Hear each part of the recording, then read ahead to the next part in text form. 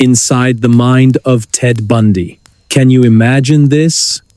A man who could charm his way into anyone's life, leaving destruction in his wake. He was intelligent, good-looking, and disarmingly polite qualities that made him the perfect predator. In the late 1970s, he became one of America's most feared serial killers, responsible for at least 30 murders across multiple states. But here's the twist: he wasn't just some random stranger lurking in the shadows. No, he was someone you might have invited into your home, someone you trusted without hesitation. Ladies and gentlemen, this is not just any story, it's inside the mind of Ted Bundy. Before I dive in, tell me, where are you watching from and what time is it there for you? I love knowing who's out there with me and where in the world you're tuning in from. Whether you're starting your day, winding down at night, or somewhere in between, I want to know what your moment looks like. It's also a great way for me to get to know you better and maybe even shape future content around your schedules. So go ahead, drop a comment below and let me know where you are today. I'm all ears.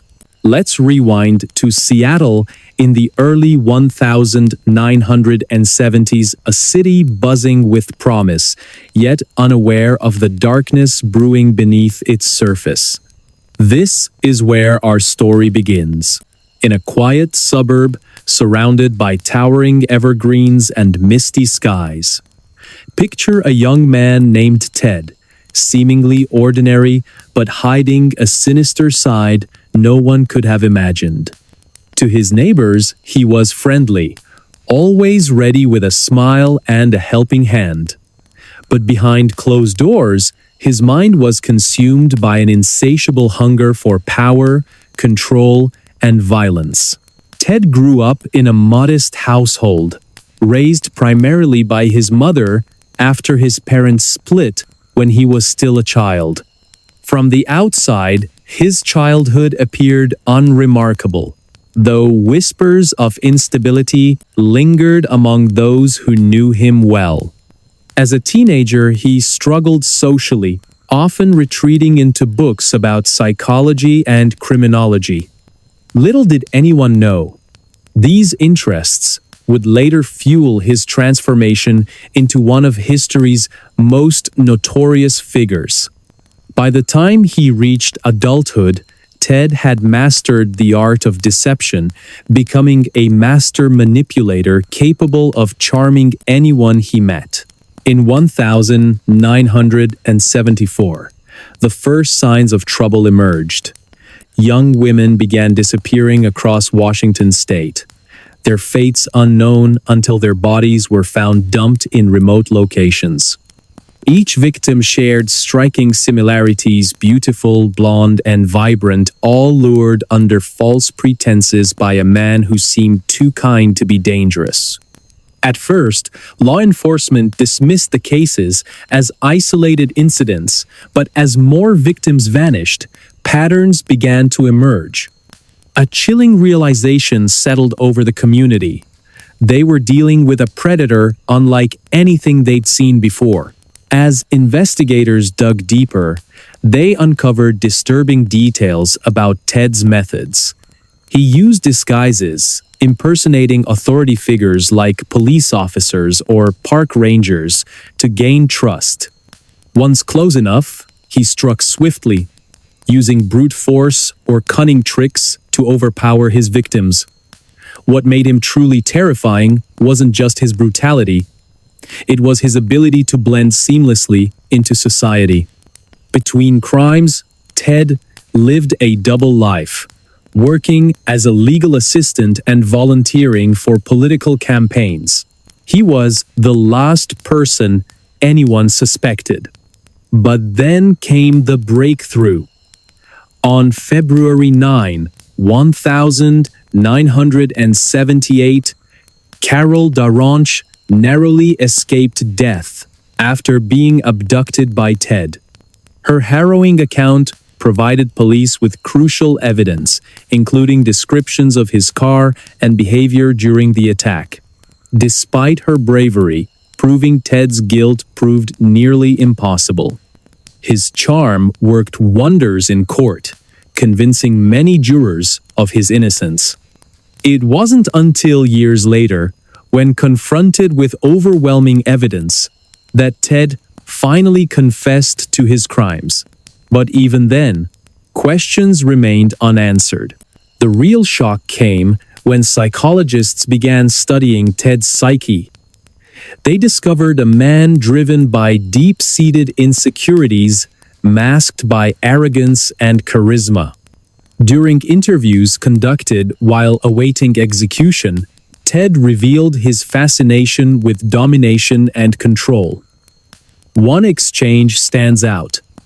When asked why he targeted young women, he replied calmly, "Because they represented purity and innocence, qualities I wanted to destroy." These words sent chills through everyone who heard them, revealing the cold calculation behind his actions. Fast forward to 2005, and forensic psychologist Emily Carter finds herself drawn into Ted's world. While researching archives at the University of Washington, she stumbles upon previously unpublished letters written by Ted himself.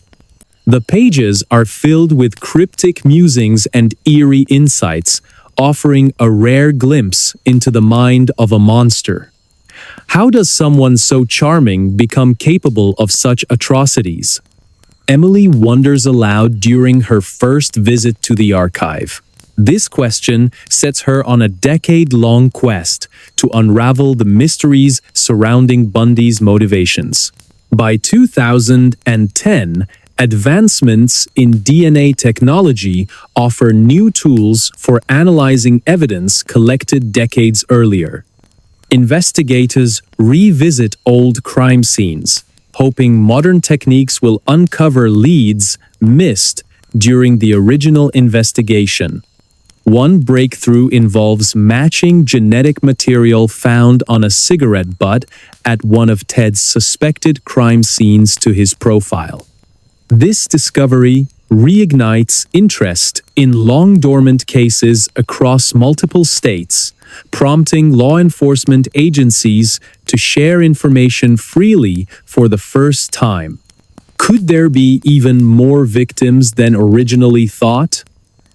Detective Mark Thompson asks during a press conference, his voice heavy with both hope and dread.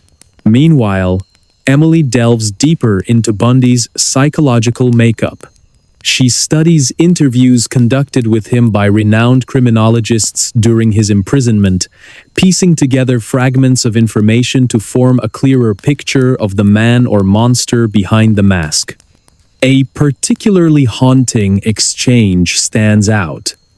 When asked about his feelings toward his victims, Ted described killing as a game, explaining, "You either win or lose." These words shake Emily to her core, making her question whether true understanding of such evil is even possible. Years pass, and the case continues to evolve. In 2016, a former cellmate of Ted's comes forward with disturbing claims about conversations they had in prison. According to this witness, Ted confessed to additional murders not included in official records, detailing specific techniques he used to manipulate people. He didn't seem remorseful, the witness recalls. It was like he was just discussing business strategies. This testimony prompts renewed scrutiny of several missing persons cases throughout the United States, focusing especially on areas where Ted traveled extensively but left little direct evidence behind. In 2018, investigators identify potential burial sites near Interstate 80 in Wyoming based on geographical profiling combined with clues provided by Ted himself through archived letters. Excavations commence under heavy media coverage, generating anticipation and anxiety among residents whose loved ones disappeared without explanation. By 2020, significant progress has been made in identifying previously unknown victims. Forensic anthropologists analyze remains recovered from remote locations, bringing closure to grieving families, while simultaneously deepening society's collective unease about the extent of Ted's crimes. Public forums emerge online, allowing descendants of victims to share stories and support one another in ways unimaginable during Ted's active years. Through these discussions, a pattern emerges. Each victim was carefully chosen.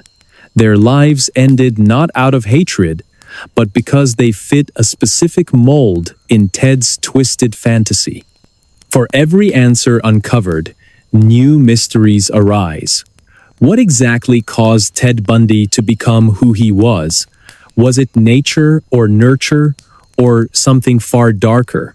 Now let's fast forward to 2023, where advancements in artificial intelligence offer unprecedented opportunities to analyze large datasets related to Bundy's case. A program developed by Brian Carter sifts through thousands of pages of archived material, flagging patterns previously overlooked by human eyes. His findings suggest possible ties between Bundy's actions and broader criminal networks operating throughout the Pacific Northwest during the 1970s. Are we looking at isolated incidents or part of something larger? Brian asks, during a live session, drawing nods of agreement from participants. The atmosphere shifts dramatically as public interest in Bundy's case grows once again. Social media platforms buzz with theories, some credible, others far-fetched, yet all contributing to a global conversation about justice and accountability. Families affected by similar losses gather annually to honor their loved ones, finding solace in shared memories and unwavering determination. "We won't stop fighting," says Linda Hayes during a memorial service held near Seattle. Her voice cracks with emotion, underscoring the personal stakes involved. And here's the twist. Despite everything we've learned, fundamental questions remain unanswered. Did Ted act alone, or were others involved in his rampage?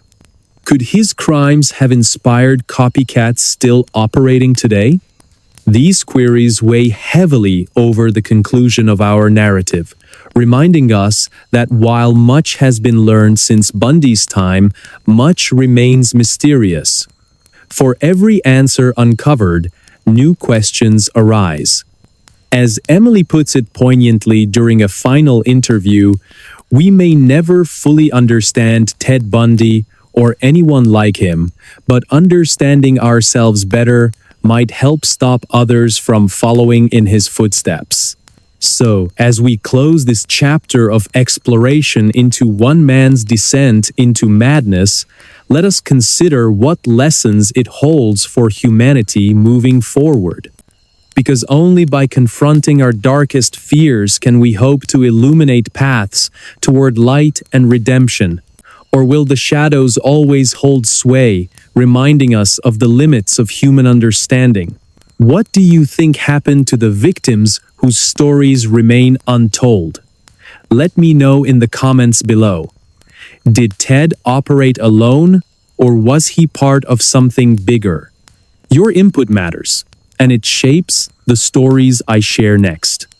So go ahead, type it out, and hit send. I'll see you there.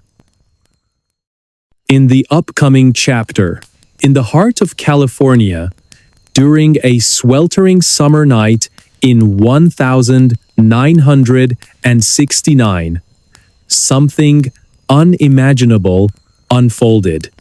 A group of shadowy figures moved silently through the darkness, their intentions as sinister as they were unclear. Imagine this: a wealthy family, asleep in their mansion in Los Angeles, blissfully unaware that death was creeping closer with every passing moment. The next morning, the world woke up to a crime so brutal, so incomprehensible, it would forever change how we view evil and humanity. This is not just a story about murder, it's a deep dive into the mind of one of the most notorious cult leaders in American history and the chilling legacy he left behind. Before I dive in, tell me, where are you watching from? And what time is it there for you? I love knowing who's out there with me and where in the world you're tuning in from. Whether you're starting your day, winding down at night, or somewhere in between, I want to know what your moment looks like.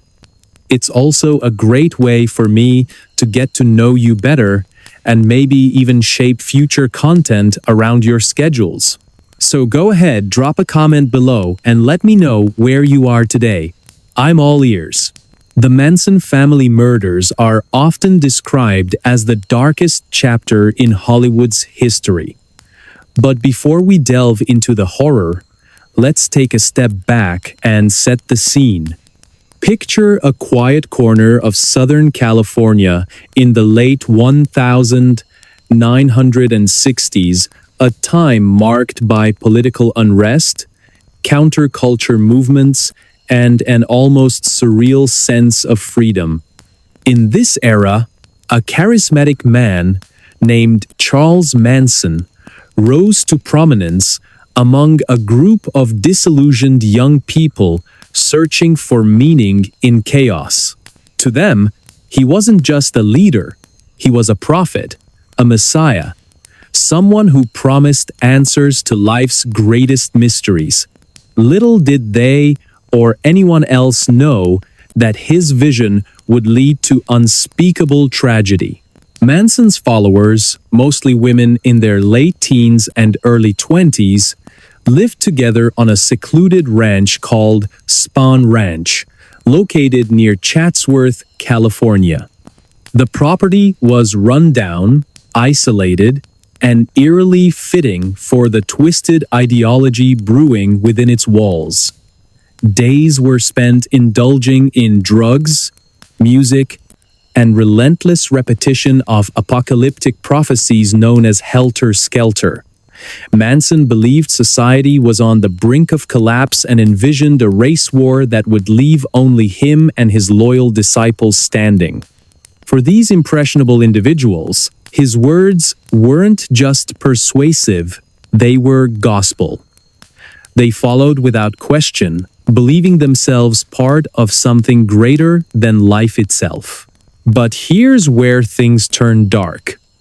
On August 8, 1969, 4 members of the Manson family drove to a luxurious home nestled in the hills of Los Angeles.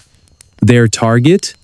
Roman Polanski's residence at 10,050 Cielo Drive.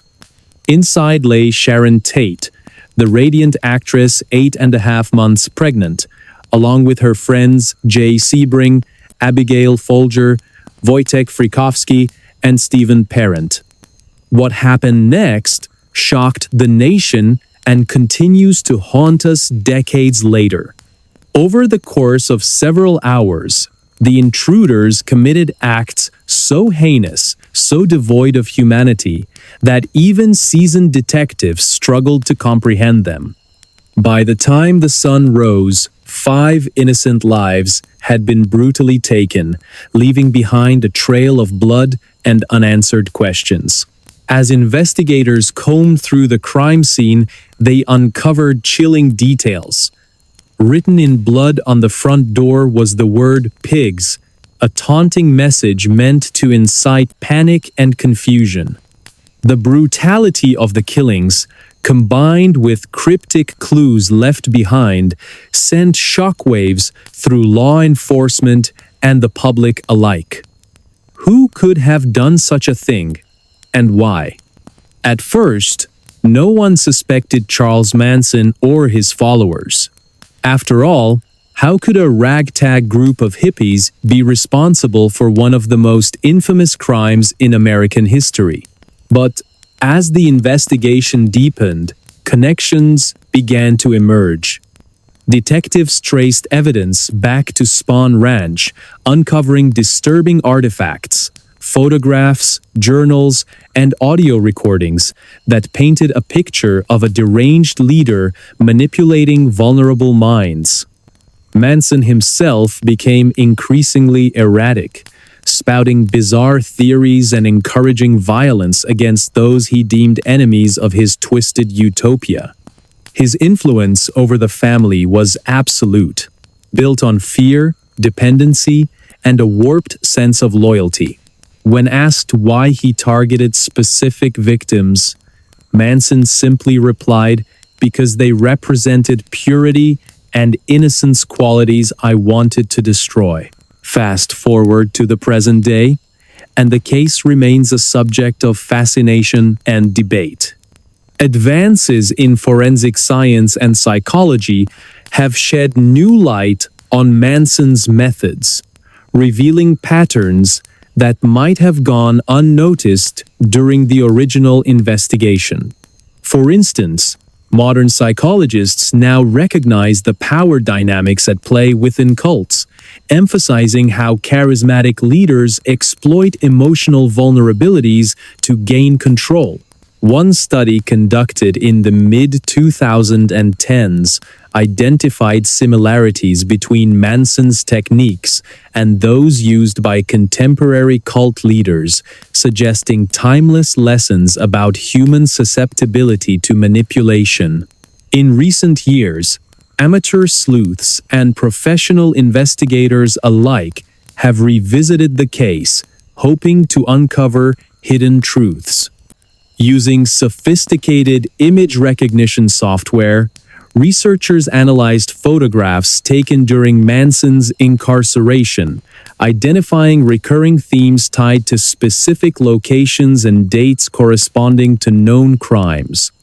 These findings suggest Manson may have left deliberate clues intended to mock authorities long after his capture. Was he playing games right up until the end? Some believe so, pointing to letters written while awaiting execution that contained riddles and cryptic messages still unsolved today. Meanwhile, technology has played a pivotal role in reigniting interest in the case. Social media platforms buzz with theories, some credible, others far-fetched, yet all contributing to a global conversation about justice and accountability. Families affected by similar losses gather annually to honor their loved ones, finding solace in shared memories and unwavering determination. As Linda Hayes, sister of a victim, said during a memorial service held near Los Angeles, "We won't stop fighting. We owe it to them to keep searching for answers." Yet, despite progress, fundamental questions remain unanswered. How does someone become capable of such brutality? Can we ever fully understand the depths of depravity exhibited by Manson and his followers? And perhaps most hauntingly, how do we prevent future generations from producing similar monsters? Forensic psychologist Emily Carter addressed these concerns during a lecture at Stanford University, confessing, "It feels like talking to something else entirely when you analyze Manson's psyche. He didn't seem human." Now, let's consider the broader implications. Manson's actions didn't occur in a vacuum. They were influenced by societal factors ranging from economic inequality to widespread disillusionment with mainstream values. Modern experts argue that understanding these elements is crucial if we hope to combat extremism in any form. Episodes of documentaries exploring the social climate of the late 1960s resonate strongly with viewers navigating their own uncertain times. Could such a monster exist today?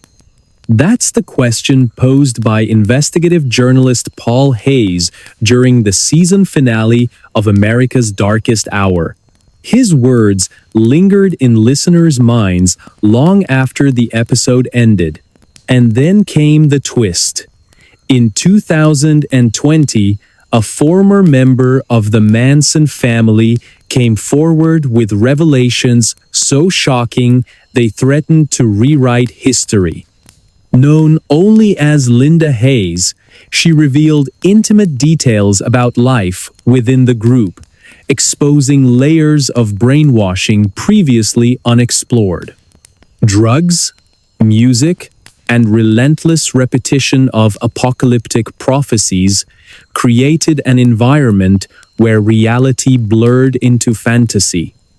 To us, Linda admitted during a televised interview, he wasn't just a man, he was God incarnate. Her testimony provided unprecedented insight into the dynamics of cult psychology, sparking widespread discussions about vulnerability and susceptibility to manipulation. By 2023, advancements in artificial intelligence offered unprecedented opportunities for analyzing large datasets related to the case. A program developed by Brian Carter sifted through thousands of pages of archived material, flagging patterns previously overlooked by human eyes. His findings suggested possible ties between Manson's actions and broader criminal networks operating throughout California during the same period. Are we looking at isolated incidents or part of something larger? Brian asked during a live session, drawing nods of agreement from participants. The atmosphere shifted dramatically as public interest in the case grew once again. Social media platforms buzzed with theories, some credible, others far-fetched, yet all contributing to a global conversation about justice and accountability. Families affected by similar losses gathered annually to honor their loved ones, finding solace in shared memories and unwavering determination. "We won't stop fighting," said Linda Hayes during another memorial service, her voice cracking with emotion, underscoring the personal stakes involved. For every answer uncovered, new mysteries arise. Even now, as we reflect on this harrowing tale, one truth becomes clear. Evil exists in many forms, often hiding in plain sight. But so does resilience. Despite the horrors endured, the people touched by Manson's madness continued to rebuild, finding light in the darkest corners. And perhaps that is the greatest lesson of all, that even in the face of unimaginable pain, humanity finds ways to persevere. So, what do you think? Do you believe Manson acted alone? Or was he part of something bigger? Let me know in the comments below. Your input matters, and it shapes the stories I share next. So go ahead, type it out, and hit send. I'll see you there. R, as a comber, is not untry kafel of the answers. In the upcoming chapter, in the early 2000s, a young woman drove up to one of the most iconic mansions in the Hollywood Hills. Her heart was pounding as she parked her car and stared at the gate ahead. She wasn't there for an invitation or a meeting. She had come with desperation and hope, clutching a demo CD that she believed could change her life forever. Imagine this. She was about to break into the home of one of the world's biggest musicians. Someone whose name alone could open doors across the music industry. But what happens next is not just a story of ambition, it's a tale of guts, luck, and an unexpected twist that no one saw coming. Before I dive in, tell me, where are you watching from? And what time is it there for you? I love knowing who's out there with me and where in the world you're tuning in from. Whether you're starting your day, winding down at night, or somewhere in between, I want to know what your moment looks like. It's also a great way for me to get to know you better and maybe even shape future content around your schedules. So go ahead, drop a comment below and let me know where you are today. I'm all ears.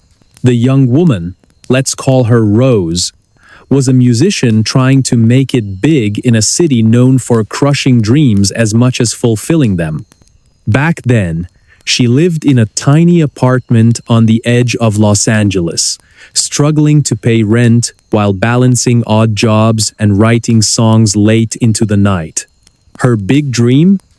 To be discovered by someone who could elevate her career overnight. And so, after months of planning, she decided to take a risk, a highly illegal one that might either ruin her life or launch it into stardom. That afternoon, Rose pulled up to the mansion gates, her hands trembling on the steering wheel. The property was massive, surrounded by lush greenery and towering walls designed to keep prying eyes away. As she sat there, debating whether she should actually go through with her plan, she noticed the gardener working nearby. At first, she thought the gardener would be a problem. If they spotted her sneaking in, everything would fall apart. But then she realized something. Maybe the gardener could help her. Taking a deep breath, she walked up to the gate with her last $5 in hand. "Please," she said softly but firmly, "let me go through. I just want to drop something off." Surprisingly, the gardener smiled, took the money, and nodded silently, stepping aside to let her pass. Rose's heart raced as she stepped onto the driveway. Every step felt like walking on thin ice. Cameras were everywhere, pointing in every direction, yet none of them seemed to notice her presence. She glanced around nervously, expecting security guards to appear at any moment, but the place was eerily quiet. Finally, she reached the front door, hesitated for a second, and turned the knob. To her shock, it opened without resistance. Stepping inside, she found herself surrounded by luxury, expensive artwork, plush furniture, and a sense of opulence that only the rich truly understand. Still, there was no one around. It was almost surreal. As she explored the ground floor, searching for any sign of the owner, Rose couldn't shake the feeling that she was living in a movie scene. This wasn't supposed to happen. It was too easy, too straightforward. Yet, here she was, standing in the middle of a house belonging to one of the most famous people on the planet. Eventually, curiosity led her to discover an elevator. Without thinking twice, she stepped inside, pressed the button for the upper floors, and waited anxiously as the elevator ascended. But just as the elevator doors opened, reality hit her hard. There, sitting in the room right outside, was the legendary musician himself, Prince. He looked calm, almost serene, strumming his guitar as if nothing unusual was happening. For a brief moment, neither of them moved. Rose stood frozen, staring at the man she idolized, while Prince simply turned his head, raising an eyebrow at this unexpected visitor. Then, gathering all her courage, Rose stepped forward, threw the demo CD onto the table between them, and bolted back toward the elevator without saying a word. By the time she made it back to the front door, Prince's security team had already caught up to her. They stopped her, questioned her, and surely considered calling the police. However, instead of pressing charges, Prince listened to her explanation. Perhaps he saw something in her determination, or maybe he understood the lengths artists sometimes go to when chasing their dreams. Whatever the reason, he let her walk away unscathed but empty-handed. That interaction didn't lead to immediate fame. In fact, it seemed like just another bizarre chapter in her chaotic journey. Fast forward a few years, and Rose, now performing under the stage name Kesha, became a household name in the music industry. Her breakout hit TikTok dominated airwaves worldwide, selling millions of copies and earning her international recognition. Fans adored her edgy style and raw talent, but little did they know how close she came to being arrested before achieving success. Years later, during interviews, Kesha would occasionally mention the incident, always laughing it off as a youthful folly. However, behind closed doors, she admitted privately that the experience taught her resilience, the importance of never giving up, even when the odds seem insurmountable. Now, here's where things get interesting. While Kesha's career skyrocketed, questions lingered about that fateful day. Did Prince ever listen to the demo CD she left behind? If so, what did he think of it? Some speculate that he might have been impressed enough to share it with industry contacts, planting seeds for Kesha's eventual rise. Others believe it was mere coincidence, attributing her success solely to her relentless drive and unique sound. Regardless, the story serves as a reminder of how thin the line can be between failure and triumph. Let's rewind a bit further. Why did Rose choose such a drastic approach in the first place? Growing up in Tennessee, she had always dreamed of becoming a singer. Music flowed through her veins, and performing was more than a passion, it was her identity. But breaking into the industry proved far harder than she imagined. Rejection letters piled up, auditions ended in disappointment, and financial struggles forced her to take odd jobs just to survive. One evening, while brainstorming ideas with friends, someone suggested targeting high-profile celebrities directly. It sounded crazy, but after weeks of deliberation, Rose decided to give it a shot. After all, what did she have to lose? What makes this story even more fascinating is the broader context of the early 2000s music scene. At the time, technology hadn't yet revolutionized the way artists connected with audiences.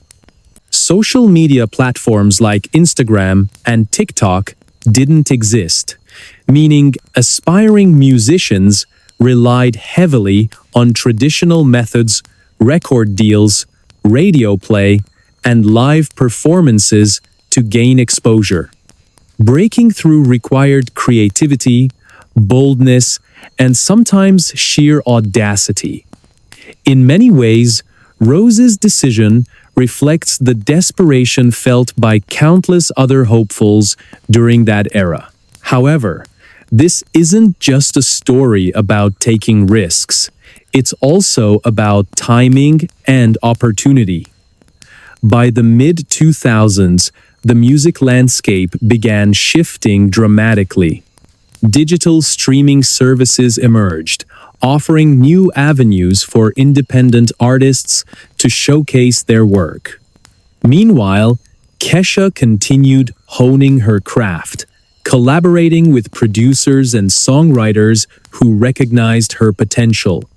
When her big break finally arrived, it wasn't because of Prince or anyone else, really, but because she stayed true to herself and refused to compromise her vision.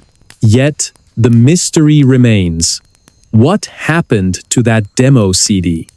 Investigators, well, curious fans, dug deep into Prince's archives after his untimely death in 2016, hoping to uncover some hidden connection. While no definitive evidence surfaced linking the two directly, rumors persist among those close to Prince's inner circle. Some claim he mentioned receiving strange gifts from fans, including a mysterious CD from a young woman. Others dismiss these stories entirely, insisting Prince wouldn't waste time on unknown talents. Still, the possibility lingers, fueling debates within the music community. As we reflect on this incredible story, one thing becomes clear. Life rarely follows a predictable path. Sometimes, success comes from calculated moves, while other times, it stems from reckless gambles. For Kesha, both played a role in shaping her destiny. Today, she stands as a symbol of perseverance, reminding us that our wildest dreams often require unconventional steps to become reality. So, what do you think? Was it pure luck that saved Rose that day, or did Prince recognize her potential and decide to let her leave quietly? Let me know in the comments below. Do you believe moments like this define careers, or is it all part of a bigger plan we don't fully understand? Your thoughts matter, and they might inspire future episodes. Don't forget to hit that like button if you enjoyed this story, and consider subscribing for more tales of ambition, mystery, and triumph. Who knows, maybe tomorrow's video will feature someone whose story resonates with yours. Until next time, thanks for joining me on this ride. See you soon. In the upcoming chapter, it was a quiet night in Sacramento, California, when the first chilling whispers of terror began to spread through the community. A shadowy figure moved silently under the cover of darkness, leaving behind a trail of unspeakable acts that would haunt the state for decades. Imagine this: a predator who struck not once, not twice, but over and over again, leaving victims traumatized and authorities baffled. This wasn't just any criminal, this was someone who seemed to vanish into thin air after each attack, leaving no trace except for fragments of fear scattered across multiple cities. Before I dive in, tell me, where are you watching from, and what time is it there for you? I love knowing who's out there with me and where in the world you're tuning in from. Whether you're starting your day, winding down at night, or somewhere in between, I want to know what your moment looks like. It's also a great way for me to get to know you better and maybe even shape future content around your schedules. So go ahead, drop a comment below and let me know where you are today. I'm all ears. The year was 1976 when the first reports emerged of a brutal intruder breaking into homes during the dead of night. The East Area Rapist, as he came to be known, targeted women in their own beds, using violence and intimidation to silence them. Over the next decade, his crimes escalated beyond sexual assaults to include cold-blooded murder. By the early 1980s, he had expanded his territory, moving south to Orange County and leaving a trail of death and destruction in his wake. For years, law enforcement struggled to piece together the puzzle of who or what this monster could be. In the small town of Rancho Cordova, nestled near Sacramento, residents lived in constant dread. Families bolted their doors shut, installed security systems, and avoided walking alone after sunset. Yet nothing stopped the predator from striking again and again. Each crime left investigators scratching their heads, searching for connections between seemingly unrelated cases. Was this one man or an organized group? And why did he always manage to slip through the cracks? As we fast forward to the early 2000s, the case remained wide open, frustrating detectives and tormenting families still seeking closure. Forensic psychologist Emily Carter found herself drawn to the mystery after uncovering long-forgotten letters written by survivors recounting their harrowing experiences. She pored over these documents late into the night, her mind racing with questions. How could someone commit such heinous acts repeatedly without being caught? What drove this person to prey on innocent lives so mercilessly? By 2005, advancements in forensic technology offered new hope for solving the decades-old mystery. Detective Mark Thompson, who had spent much of his career chasing leads on the case, revisited old evidence with fresh eyes. Using DNA testing capabilities unavailable at the time of the attacks, investigators began matching biological material found at various crime scenes. One breakthrough involved linking semen samples collected from multiple victims to a single unknown male profile. Not someone previously considered a suspect, but someone entirely different.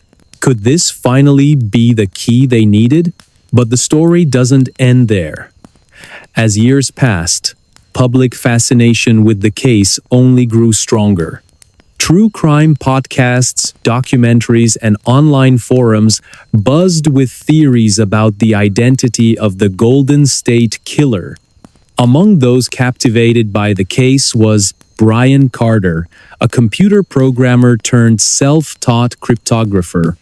He applied advanced algorithms to decode patterns hidden within DNA databases, hoping to uncover clues missed by professionals. His work attracted national attention, sparking debates about whether amateurs could truly solve mysteries law enforcement couldn't crack. Meanwhile, Emily delved deeper into the psychological makeup of the attacker. Studying interviews conducted with victims revealed a haunting truth. Many described feeling as though the rapist enjoyed exerting control over them.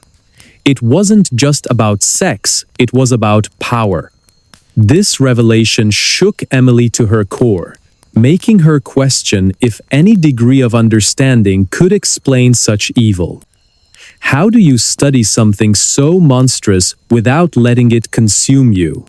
She wondered aloud during a rare moment of reflection. Then came the turning point in 2018, a year that changed everything. Investigators turned to forensic genealogy, a cutting-edge technique that cross-references DNA samples against publicly available genetic databases. Following this lead, they identified a distant relative linked to the unknown male profile discovered years earlier. Tracing connections back through family trees led them straight to Joseph James D'Angelo, a former police officer living quietly in Citrus Heights, California. On April 24, 2018, detectives arrested D'Angelo after confirming through additional DNA tests that he matched the profile left at numerous crime scenes. The announcement sent shockwaves across the nation. Here was a man who had once sworn to protect and serve, now revealed as one of America's most infamous serial killers. During his trial, witnesses recounted chilling encounters, while forensic experts provided damning evidence linking him to more than 50 rapes and 13 murders spanning over a decade. Despite his calm demeanor in court, D'Angelo's actions spoke volumes of a twisted mind obsessed with domination and destruction. After days of deliberation, the jury delivered a verdict: guilty on all counts. Justice may have been served, but the story didn't stop there. Inside Joseph James D'Angelo's prison cell, analysts uncovered artwork created during his incarceration. Using sophisticated image recognition software, they decoded recurring themes tied to specific locations and dates corresponding to known crimes. These messages suggested that D'Angelo might have left deliberate clues intended to taunt authorities even beyond the grave. Was he playing games right up until the end? Or were these final acts of defiance meant to confuse and confound forever? At the same time, advancements in artificial intelligence opened unprecedented opportunities for analyzing large datasets related to the case. A program developed by Brian Carter sifted through thousands of pages of archived material, flagging patterns previously overlooked by human eyes. His findings hinted at possible ties between D'Angelo's actions and broader criminal networks operating throughout California during the 1970s and 1980s. Were these isolated incidents or part of something far larger? The atmosphere shifted dramatically as public interest in the case surged once again. Social media platforms buzzed with theories, some credible, others far-fetched, yet all contributing to a global conversation about justice and accountability. Families affected by similar losses gathered annually to honor their loved ones, finding solace in shared memories and unwavering determination. "We won't stop fighting," said Linda Hayes during a memorial service held near Sacramento, her voice cracking with emotion, underscoring the personal stakes involved. Despite the arrest and conviction, fundamental questions remain unanswered.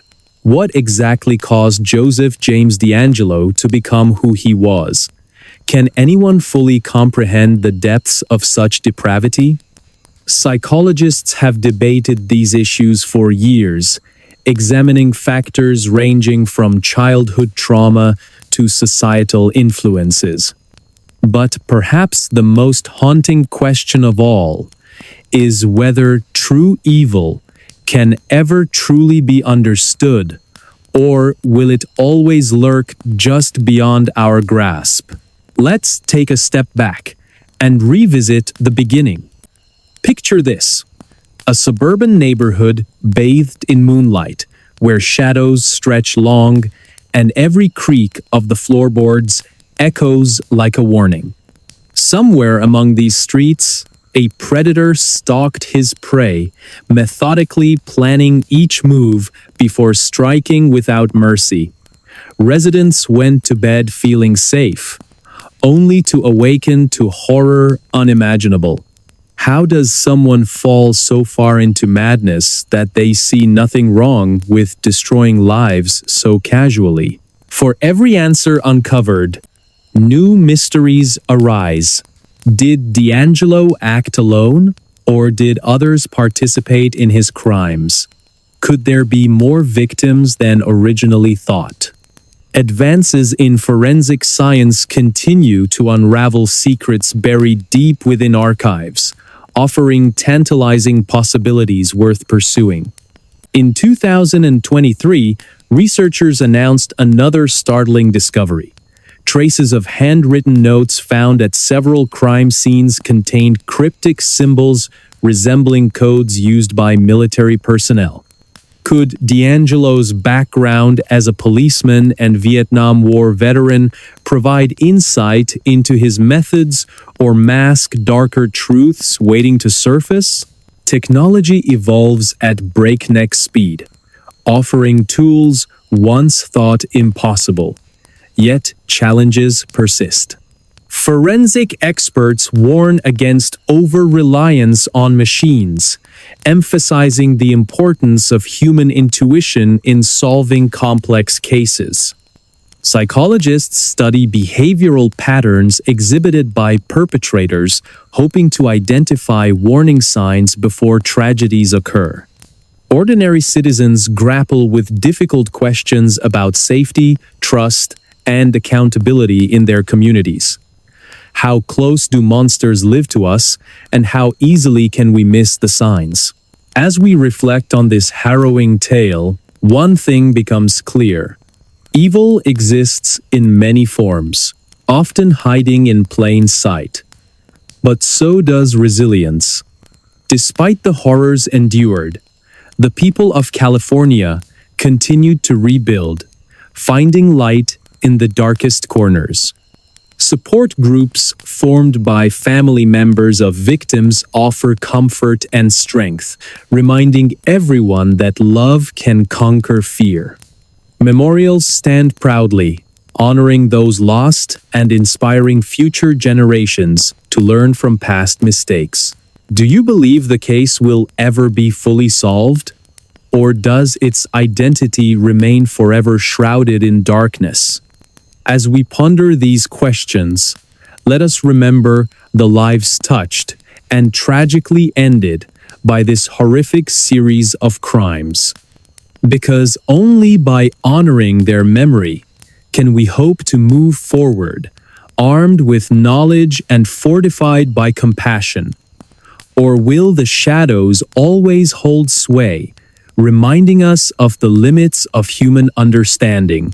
What do you think happened here? Let me know in the comments below. Do you agree with the theories presented? Or do you have your own ideas about what drove D'Angelo to commit such atrocities?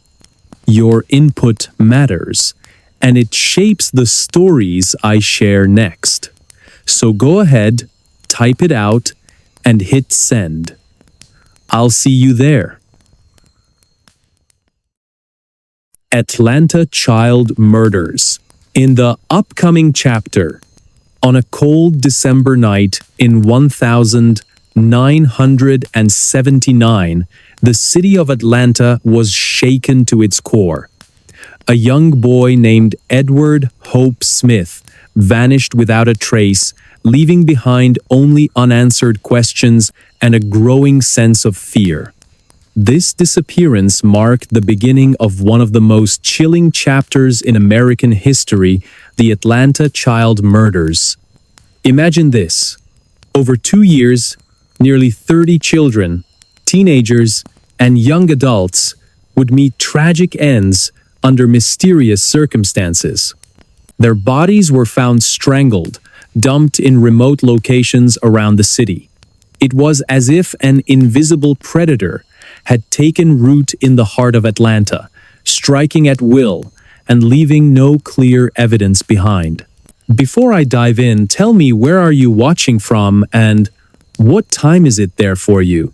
I love knowing who's out there with me and where in the world you're tuning in from. Whether you're starting your day, winding down at night, or somewhere in between, I want to know what your moment looks like. It's also a great way for me to get to know you better and maybe even shape future content around your schedules. So go ahead, drop a comment below and let me know where you are today. I'm all ears. Atlanta, in the late 70s and early 80s, was a vibrant city full of promise. But beneath the surface lay simmering tensions fueled by racial inequality and economic disparity.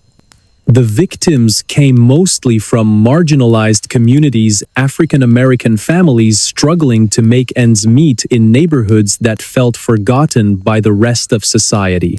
For many, these murders weren't just crimes. They were a reflection of deeper societal issues long ignored.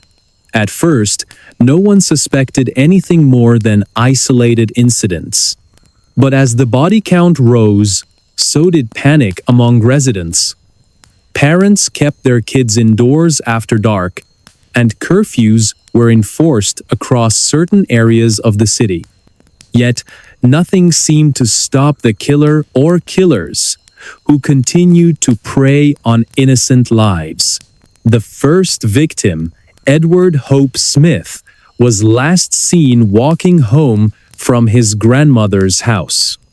His disappearance sparked initial concern, but when he failed to return, police launched a search that yielded nothing. Days turned into weeks, and eventually, hope faded. Then came the second victim, Timothy Hill, followed by the third, Kevin Wade Buckner. Each case mirrored the last strangulation, no signs of struggle, and bodies left in secluded spots.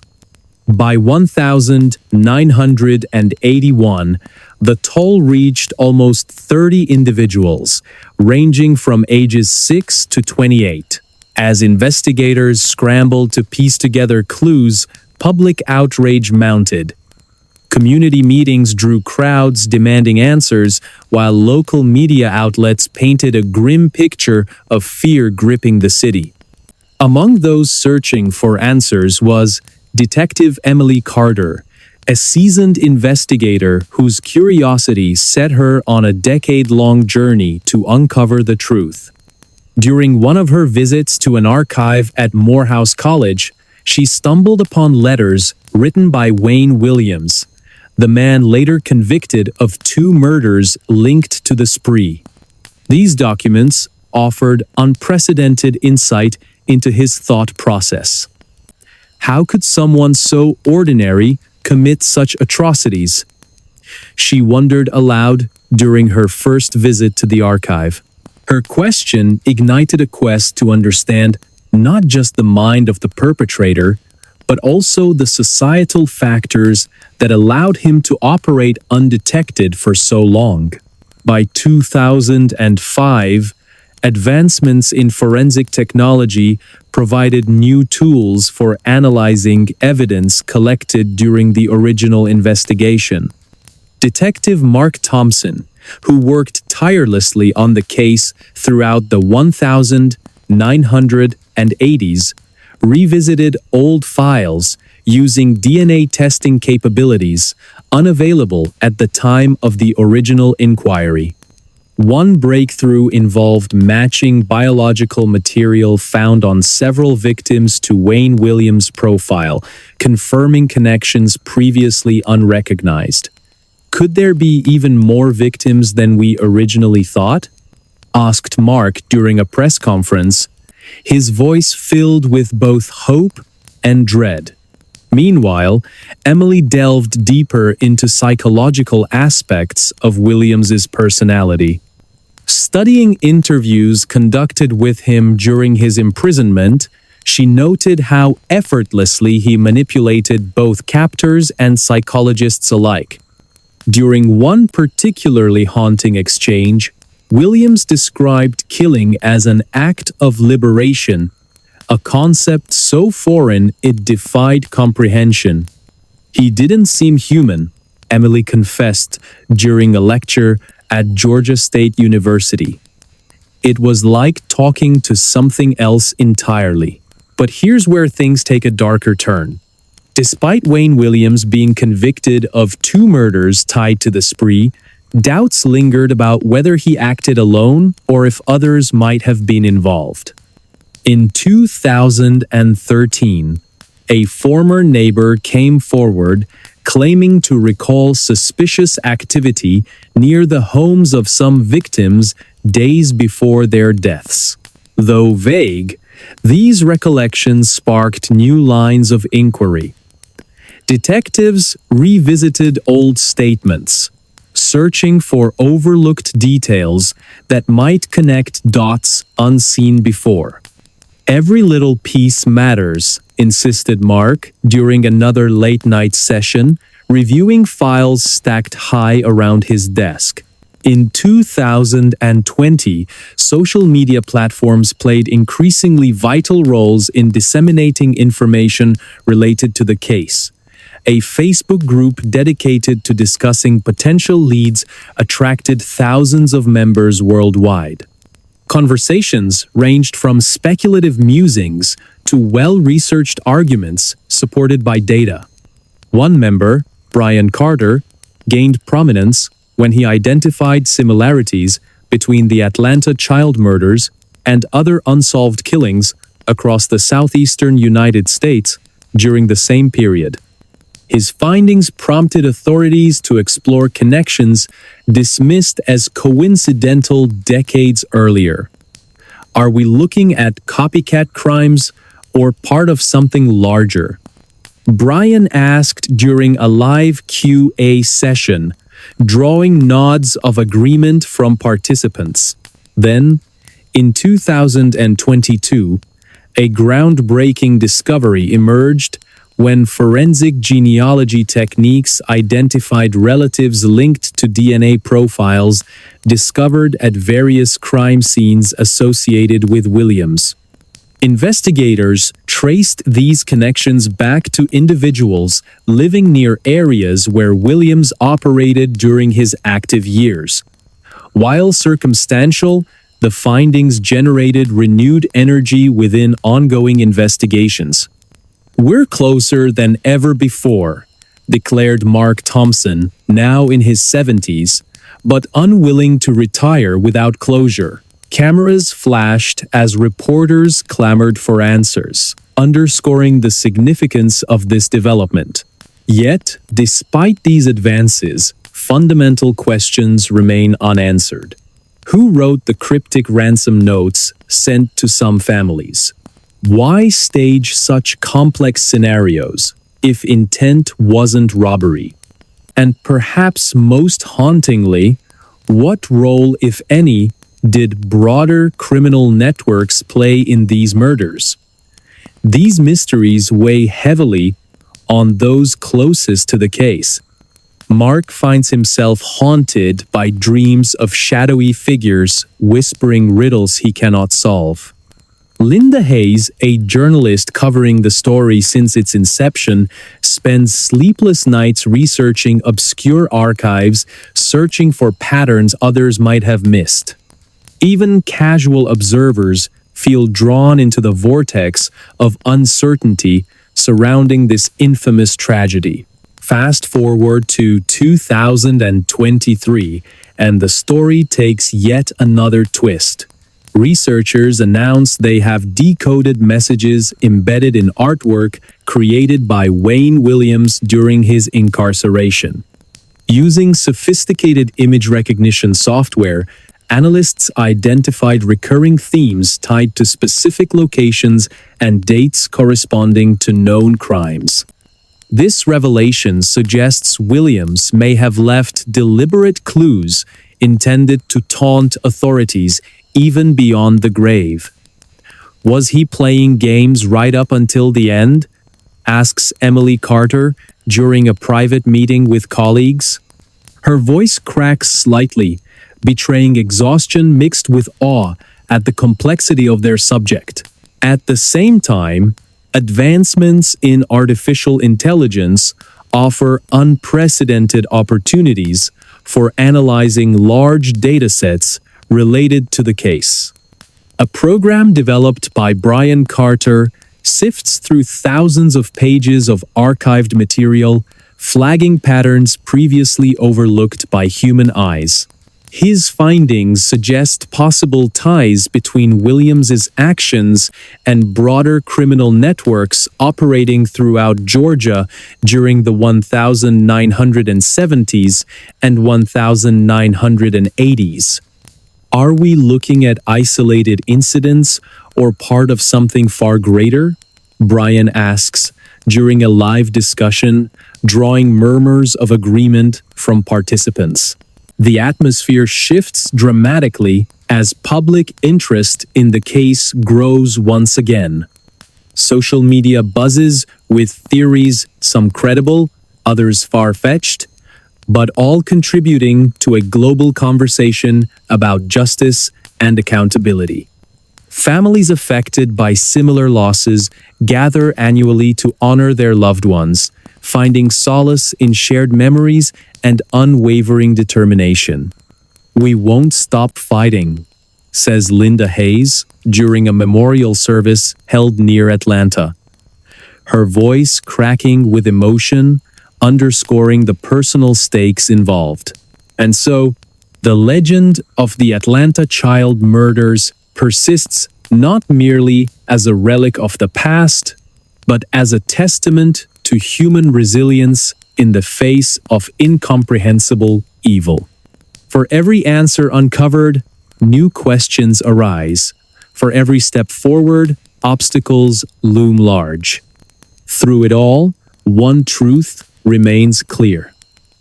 The quest for understanding transcends generations, binding us together in our shared desire for peace and resolution. Now, here's the kicker. What if Wayne Williams wasn't acting alone? Recent revelations point toward organized crime involvement, suggesting a conspiracy much bigger than anyone initially imagined. Could the mafia have played a role? Or was this the work of a lone individual consumed by darkness? As researchers dig deeper into Williams' background, startling connections emerge linking him to other unsolved cases across the region. Some theorize that the true number of victims could exceed the official count of 29. Others believe additional perpetrators may still be at large. What do you think happened in Atlanta all those years ago? Let me know in the comments below. Did Wayne Williams act alone, or were others involved? Your input shapes the stories I share next, so don't hesitate to join the conversation. Remember, the truth is out there. It's just waiting for someone brave enough to uncover it.